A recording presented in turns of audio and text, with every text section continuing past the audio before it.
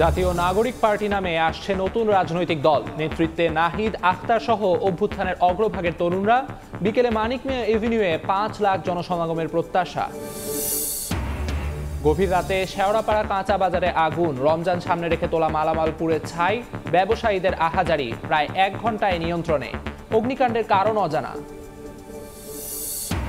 অনুমোদন ছাড়াই ঢাকায় রুফটপ রেস্টুরেন্টের ছড়াছড়ি। এতদিন রাজনৈতিক কারণে নেওয়া যায়নি ব্যবস্থা, এবার বন্ধ করতে অভিযানে প্রশাসন। আইনের কঠোর প্রয়োগের তাগিদ। বাসে বা চলতে যে ডাকাতি, এটা আসলে সবার জন্য ভয় ভীতিকর। আমাদের তো নিরাপত্তা নেই, তারপরে রোডঘাটে তো ঠিক মতো পুলিশ প্রশাসন থাকে না।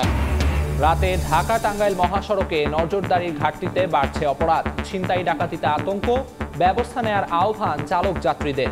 টহল জোরদারের দাবি পুলিশের।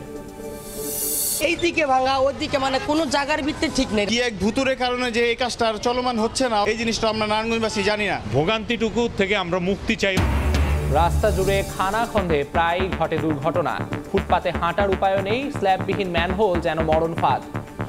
মেয়াদ বাড়লেও শেষ হয়নি ঢাকা নারায়ণগঞ্জ লিংক রোডের কাজ।